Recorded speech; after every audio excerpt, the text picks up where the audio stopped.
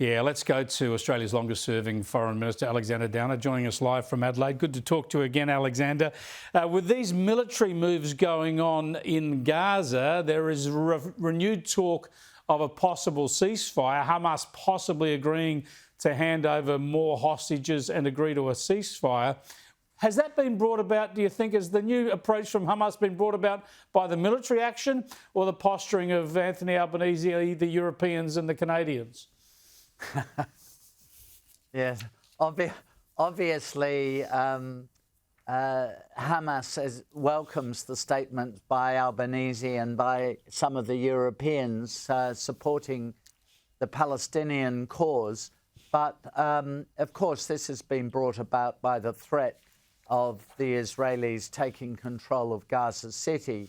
So Hamas are now offering to give up, well, around half of the living hostages. So there are around 20 living hostages left, it's thought.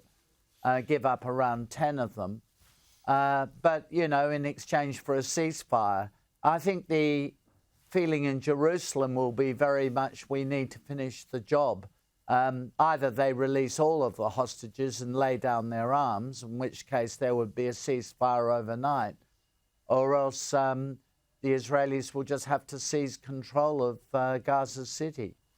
It's not too much to ask. I've been saying it since October the 9th, our first program after the October the 7th atrocity. That is, hand back all the hostages. It should be the minimum demand of the international community, of course, Israel as well.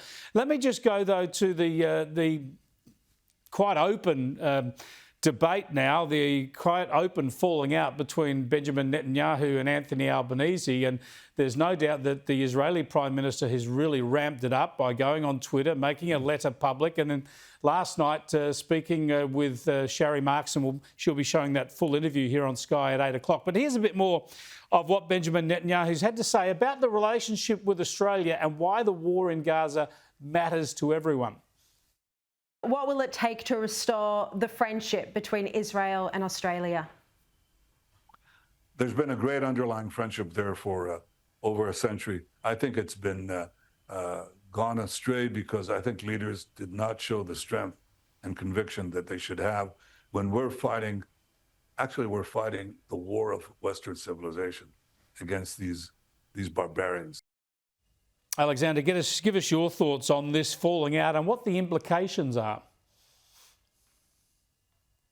I think it's truly tragic. I mean, just looking at it from the point of view of the Labor Party, Dr. Everett, as the foreign minister back in the late 1940s, was one of the key players in helping to bring the state of Israel into existence through the United Nations. Bob Hawke was, of course, always a great friend of Israel's, and he always used to say that first they will go for Israel and then they'll go for us. That was it wasn't a unique expression of Bob Hawke's, but it's an expression he used.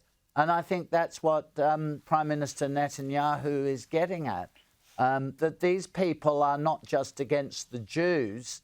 They don't want just to destroy Israel as a state. These are people like Al-Qaeda before them and ISIS and so on, who want to destroy Western civilization. So Israel is at the forefront of the battle to preserve Western civilization. And it is truly a tragedy. It's truly a tragedy that Australia is not a robust supporter of a great liberal democracy like Israel, but it's found itself being congratulated by an Islamic terrorist organization for its position on this war. It is truly a tragedy. It's so sad to see, and it will take many years to rehabilitate Australia's traditional and important relationship with Israel.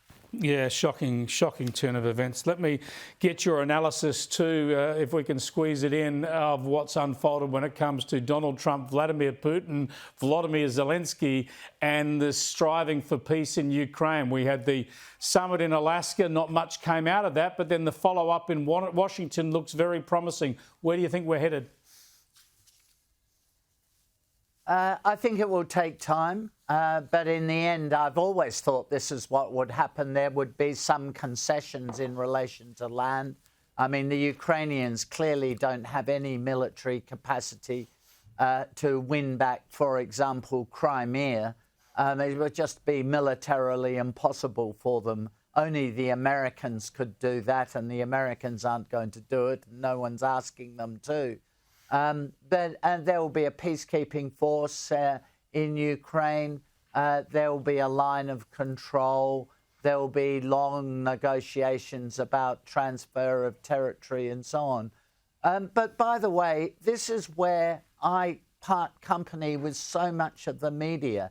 President Trump is putting a huge amount of time and effort into trying to stop this bloody war, and he should be thanked for the efforts he's made. After all, his predecessor, President Biden, did nothing to end the war. And ultimately, I think President Trump supporting President Zelensky and the European leaders, yes, ultimately they will stop the war and there'll be some muddy compromise, but the fighting will eventually stop. Great stuff, Alexander. Thanks for joining us. Alexander Downer there live from Adelaide.